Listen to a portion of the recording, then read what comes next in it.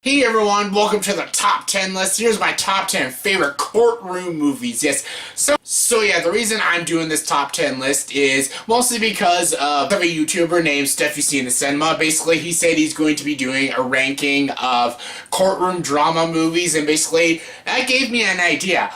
Courtroom movies. I never did a top 10 of my favorite courtroom movies, and yeah, I'm thanking you. Stuff You See in the Cinema, this is all because of you. I'm doing this top 10 favorite courtroom movies, because honestly, I would have done this top 10 list like a year ago, but I just never thought of the top 10 courtroom movies, and yeah, that's an awesome idea for a top 10 list, so yeah, let's get started. Here's my top 10 favorite courtroom movies, and I never realized how many amazing courtroom movies there are. There's so many amazing ones, and I have so many honorable mentions. This is probably the most honorable mentions I've ever had on a top 10 list, but let's get to it. For a top 10 list, you gotta have your honorable mentions. Here's my honorable mentions. Alright, my honorable mentions are Fracture, Inherit the Wind, Anatomy of a Murder, Civil Action, Runaway Jury, Presumed Innocent, Jagged Edge, Judgment at Nuremberg, Primal Fear, The People vs. Larry Flint, The Verdict, In the Name of the Father, Aaron Brockovich, and Kramer vs. Kramer. Yes, I know what you're all thinking. Wait, hold on.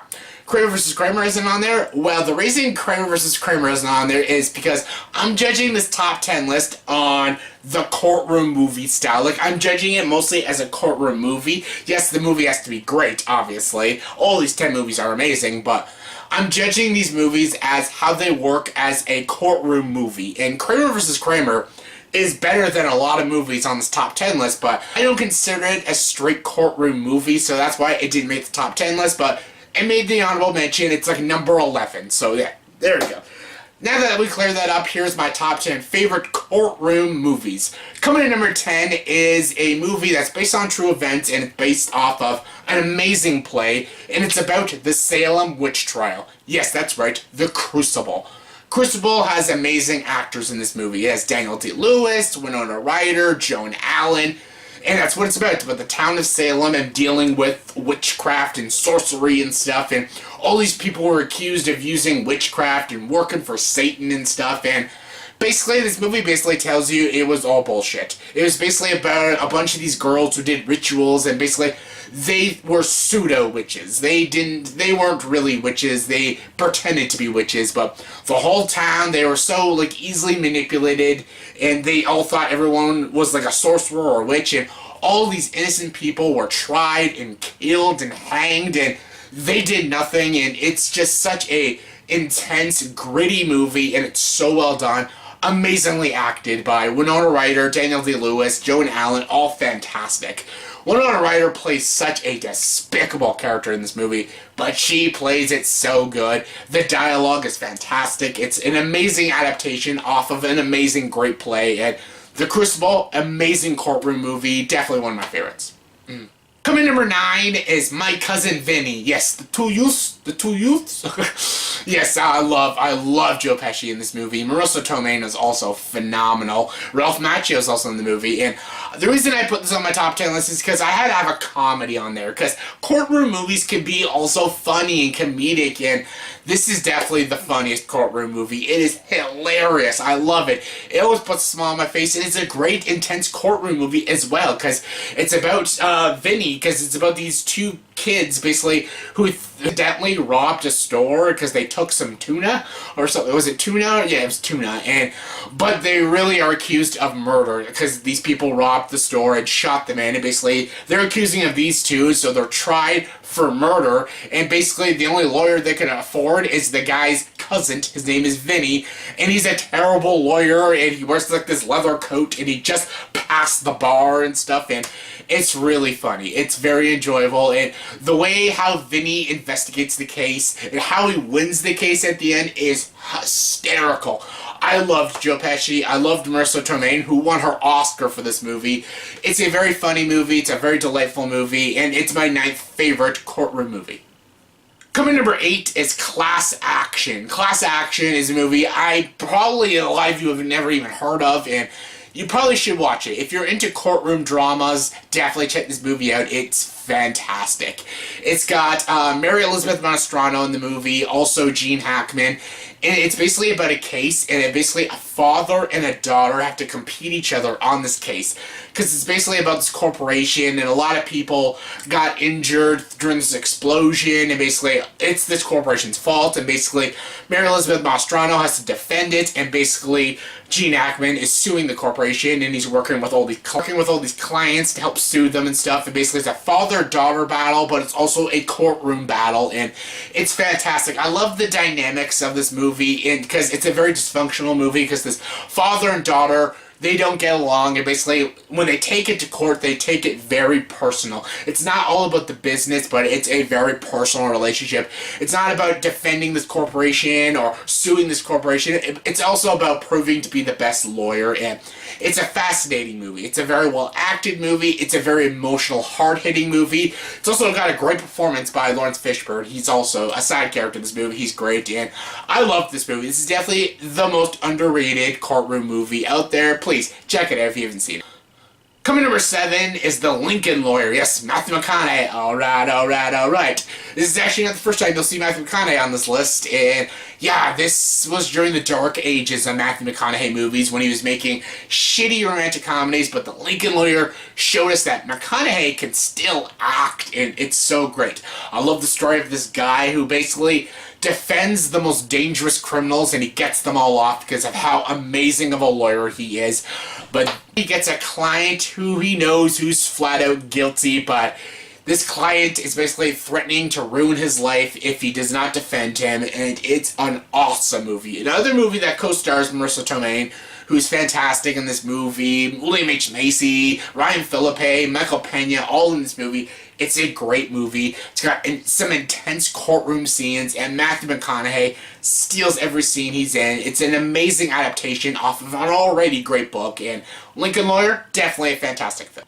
Coming number 6 is A Time to Kill. Yes, Matthew McConaughey, once again, as a lawyer who's awesome, and this is based off of a John Grisham novel, as you saw in my ranking of John Grisham's movies adapted, and stuff, off his novels and stuff, and yeah, I love A Time to Kill. It's a great movie about doing the right thing. What is the right thing? Because it's about Samuel Jackson, and basically his daughter was molested, and basically Samuel Jackson kills the guys who molested her, and basically Matthew McConaughey has to defend him, and the person who's prosecuting is Kevin Spacey. You also got Sandra Bullock, Kiefer Sutherland as a KKK person, and it's a great movie. Oh, so good. An amazing John Grisham adaptation. It's intense, well acted, and it's got one of the greatest speeches by Matthew McConaughey at the ending. Samuel Jackson, of course. Oh, they burned hell for this, and so good. I love this movie. Again, great writing, great courtroom scenes, and just, it's top notch. Time to Kill, fantastic. Coming number 5 is The Accused. Yes, The Accused, starring Jodie Foster, which won her first Academy Award, totally well deserved. This is a different sort of courtroom movie, because a lot of usually courtroom movies are all about money, corporations, or murder. But this one's a different courtroom movie. This is a case about a rape. Basically, a girl got raped and molested at a bar, and basically all these guys got the minimum charge. They all got like 5 years in prison, and basically they're taking to a courtroom all the people that witnessed it and did nothing about it. They think if they put all these guys in jail, the people that got their minimum sentence will serve their full sentence without parole, and basically they'll have it on their permanent record, and they won't get a good job ever and stuff. And basically this is also about, doing the right thing and standing up for what you believe in, and it's also showing that a case like this is disturbing, disgusting, and people that are any way involved in it should be disciplined and suffer their consequences, because it's sick and twisted and it's fucked up. And this movie is incredibly well done. The direction's fantastic. Jodie Foster is spectacular in this movie. Totally well deserved her Oscar. She's so great. I forget the girl. She's in Top Gun. I forget it. I'll put her name up there. She's also fantastic as the lawyer, and some scenes in this movie are damn near unwatchable. Ugh, that barroom scene they show at the ending when the kid tells his side of the story. Oh, just, I have to look away and plug my ears. It is downright disturbing, and yeah, like, if you have a weak stomach, don't watch that scene. But anyways, this movie, The Accused, is a fantastic, very realistic look about a rape charge, and it's a really well done movie, very well executed, very well directed film, and the acting is top notch, and this movie itself is top notch. Check it out if you haven't seen it. Coming number 4 is The Rainmaker. Yes, The Rainmaker is a movie. Again, I won't go into too much details because I've talked about this in my Matt Damon list, in my John Grissom list. So yeah, this movie is fantastic. It's one of my favorite Francis Ford Coppola movies. Matt Damon, Danny DeVito, Claire Danes, all brilliant in this movie. I love this movie. I love Matt Damon in this movie. I love its adaptation of John Grissom's novel. It's intense, it's innocent, it's likable, it's fantastic. It's so well structured. Definitely one of my favorite courtroom movies of all time, and of course I had to make this list. Coming number 3 is Witness for the Prosecution. Yes, Witness for the Prosecution. What a great movie with an amazing twist. Basically, the story of this movie is about this old lawyer, basically. He's almost retiring, but he gets this case of this guy who's charged for a murder, and basically this guy's saying he's innocent, and he believes he's innocent, and he believes that his wife is the person who's doing all this mess and who did the murder and stuff, and yeah, I don't want to spoil any of this movie. This is a classic movie that came out in the 50s, and it's brilliant. It's amazing, this movie. If you haven't seen it, please check it out. It's so good. It has one of the best twist endings ever. I don't want to spoil it. Just check it out. If you're into classic cinema and courtroom movies, check it out. It's amazing. Coming number 2 is A Few Good Men. Yes, you can't handle the truth. I want the truth. So good. Jack Nicholson is amazing in this movie, you fucking people. Tom Cruise, Demi Moore, Kevin Bacon, Kevin Pollak, everyone's amazing in this movie. J.T. Walsh, everyone's so good.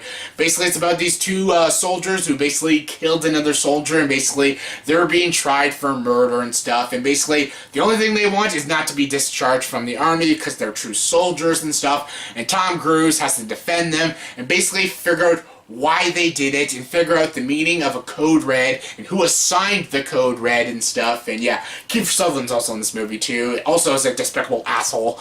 And yeah, I love this movie. This is directed by Rob Reiner, definitely one of the best Rob Reiner movies, one of his last good ones. That and The American President were like his last few good movies, but amazing. The writing is top notch. The acting, Tom Cruise and Jack Nicholson steal this movie. Jack Nicholson was nominated for supporting actor. So good, you fucking people.